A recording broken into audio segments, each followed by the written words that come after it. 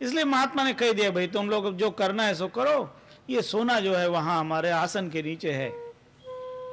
उन लोगों ने खुदवा कर सारा सोना निकाल कर पलायित हो गए। सुबह जब लोग आए तो देखते हैं कि महात्मा तो पेड़ से बंधा है।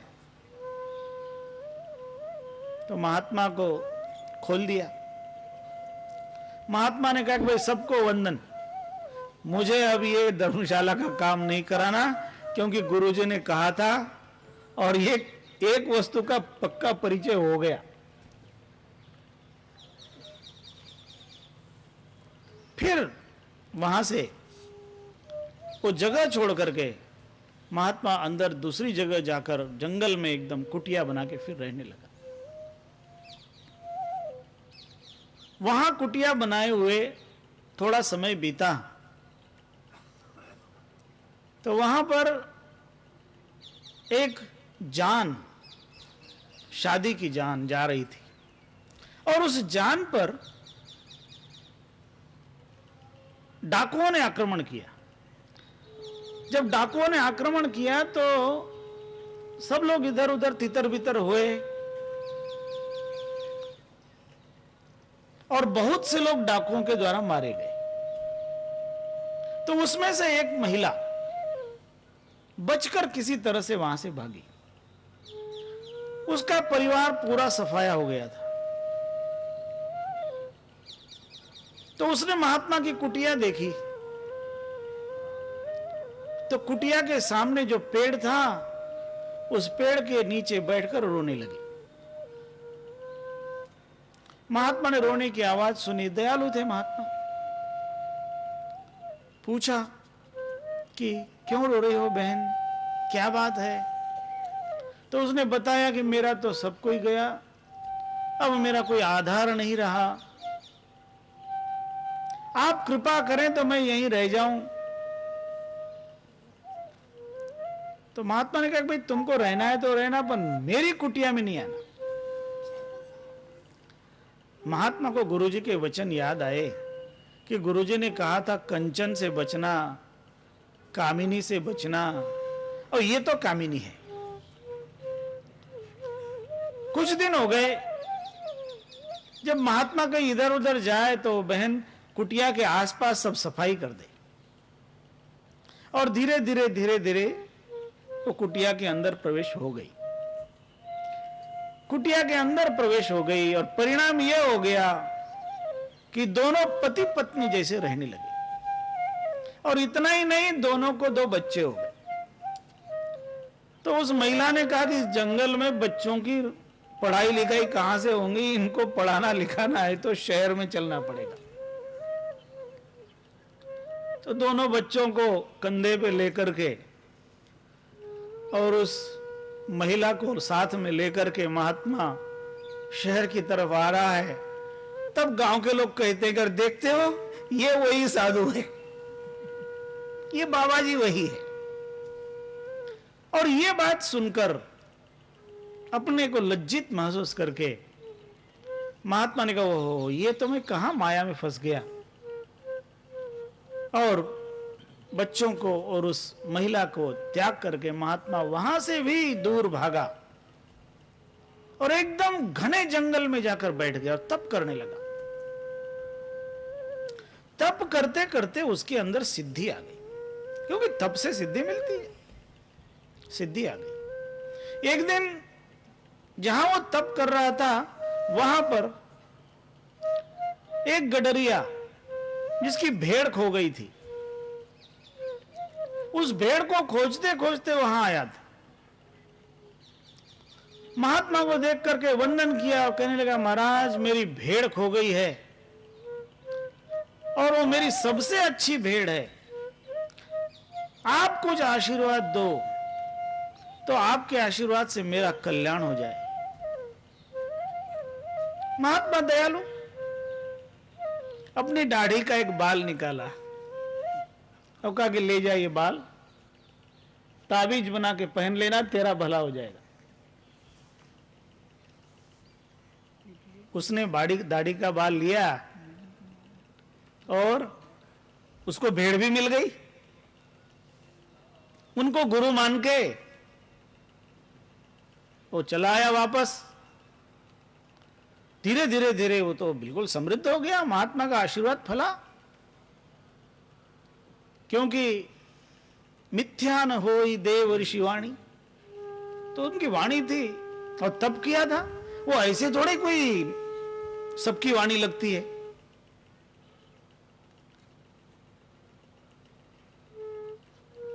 तो उस महात्मा के बारे में उस शिष्य ने फिर प्रचार किया कि मेरे गुरु तो ऐसे सिद्ध हैं कि उनके आशीर्वाद से मेरा भला हो गया। उन्होंने एक दाढ़ी का बाल दिया था और उसके कारण मेरा भाग्य बदल गया। तो गांव वाले लोग कहने लगे, अरे हम लोगों का उनका दर्शन होगा कि नहीं? तो कहा चलो प्रार्थना करते हैं, यदि वो कृपा करेंगे तो गांव में पधारेंगे।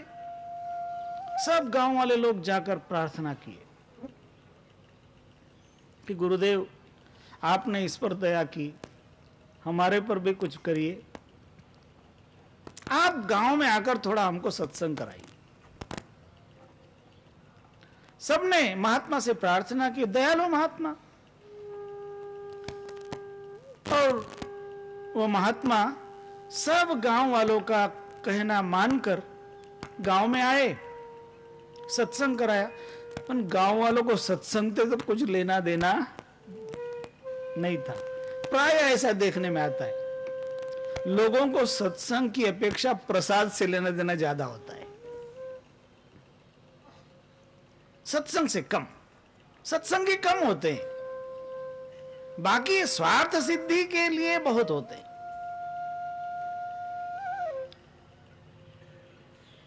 उस महात्मा ने सत्संगियों को देखा, सबको सबसे अच्छी तरह से सत्संग किया। जब सब आए और वंदन करने लगे और कहने लगे, गुरुदेव आप आशीर्वाद दे दो कुछ, हम जीवन में बहुत दुखी हैं, आशीर्वाद दे दो। महात्मा का स्वभाव था दयालु, जो जो कहता था उसको एक एक दाढ़ी का बाल निकाल के दे दे। अब जब ये तो कुछ लोगों को दिया तो लाइन लंबी लगी। अब जब बहुत लंबी लाइन लगी, हर कोई दाढ़ी का बाल मांगे कि एक मुझे, एक मुझे। और महात्मा ने जब देखा कि मेरी पूरी दाढ़ी ही जा रही है, तो महात्मा ने देना से मना किया, तो लोगों ने जबरदस्ती उखाड़ा और पूरी दाढ़ी नोच ली। तब महात्मा को याद आया गुरु के वचन, कहा कि वो गुरुदेव ने कहा था कि ये तुम्हें निराश नहीं आएगा। हम गुरु के वचन को यदि नहीं मानते हैं तो इस तरह से बेइज्जती हो जाती है। जब गुरु के वचनों में पूर्ण श्रद्धा हो तो उसकी परीक्षा नहीं की जाती।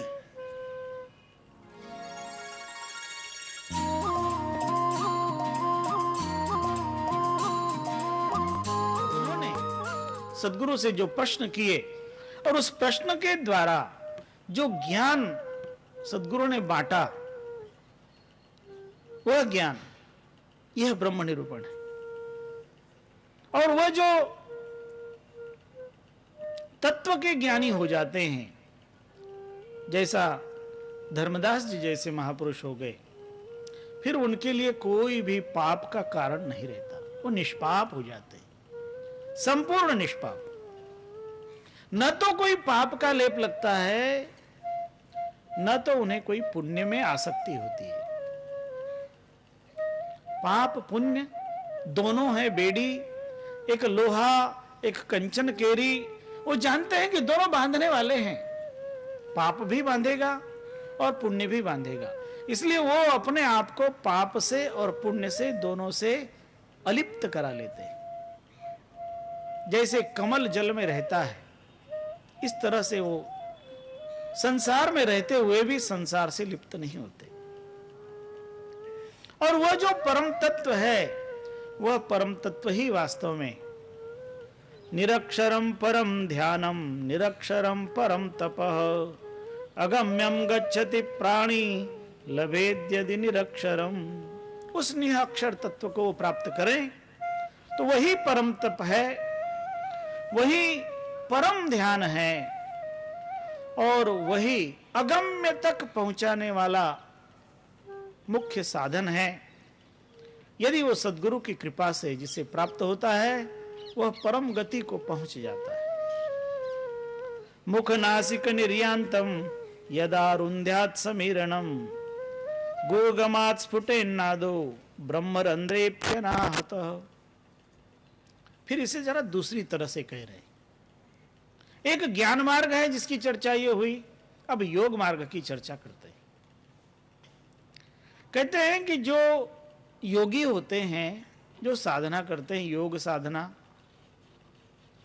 उसमें मुद्राओं का खास महत्व आता है। चाचरी, भूचरी, खेचरी, अगोचरी, विभिन्न मुद्राएं हैं और उन मुद्राओं के द्वारा, जैसे सदगुरु कबीर साहब यहां कहते हैं, मुख नासिक निर्यांतम यदा अरुंध्यात् समीरणम। जो श्वास नासिका और मुख से, कोई जब नाक बंद करता है तो मुंह से श्वास लेने लगता है, कहते हैं मुख से और नासिका से निकलने वाले श्वास को बंद कर दे। जब श्वास मुख नासिका से दोनों से निकलना ही बंद हो जाए तब होगा क्या? जो साधक नहीं है वो तो तैयारी कर लेगा, लेकिन कुछ साधना करते हुए अपने श्वास को रोकने की क्रिया को अपनाकर एक विशिष्ट शक्ति को उत्पन्न कर लेते हैं, जिसके कारण श्वास रूंधने से उनके अंदर एक ज्योति का दर्शन होने लगता है और उन्हें एक विशिष्ट नाद का श्रवण होने लगता है। ब्रह्मरंध्र में अनाहत नाद का श्रवण होता है और एक ऐसी ज्योति भी दिखाई पड़ती है जिसका अनंत सूर्य के समान तेज होता है।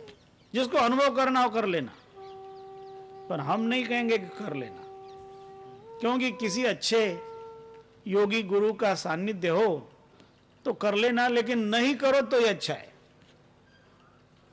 सबसे अच्छा तो सहज मार्ग है, जिसकी चर्चा हम लोग करेंगे। दुर्गम्यम त्रिकुटी मार्गम लंघेत गुरु प्रसादतः तदा शून्य महद्रूपम पश्ये ज्योतिर्निरामयम। ज्योति का साक्षात्कार होगा, दिखाई पड़ेगी ज्योति,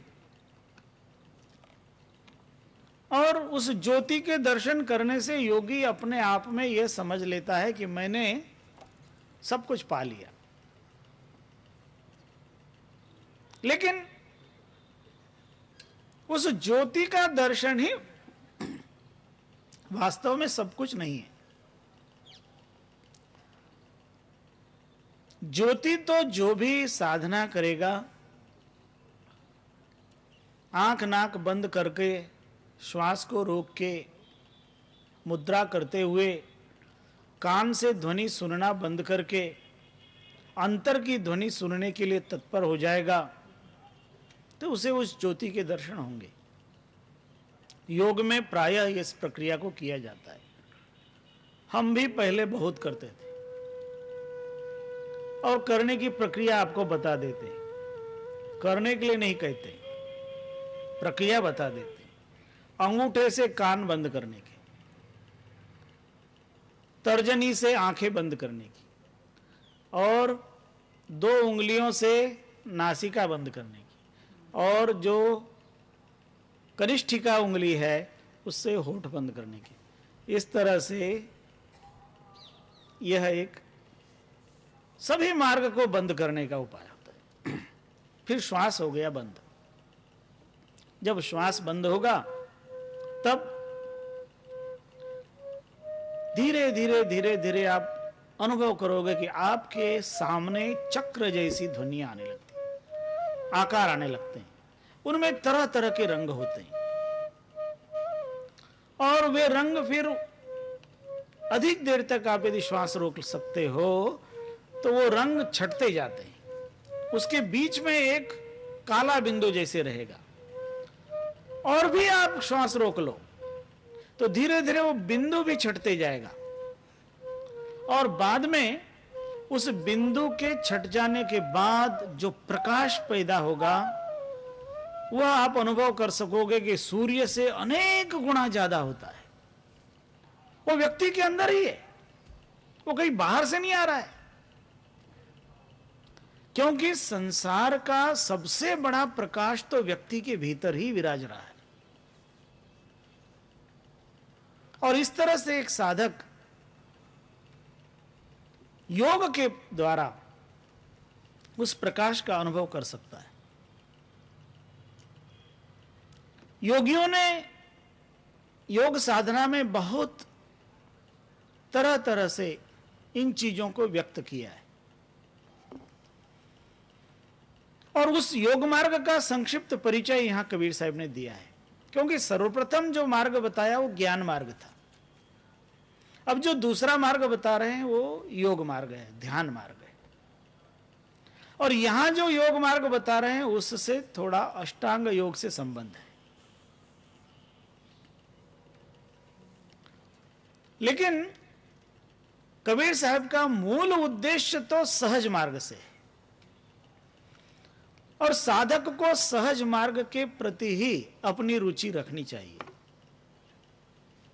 यह जो गति हो रही है, ये ज्योति का दर्शन, ये 8वें कमल में होता है। 8वां कमल जिसे 8वां चक्र भी कहते हैं। साधक को साधना करते समय मूलाधार से लेकर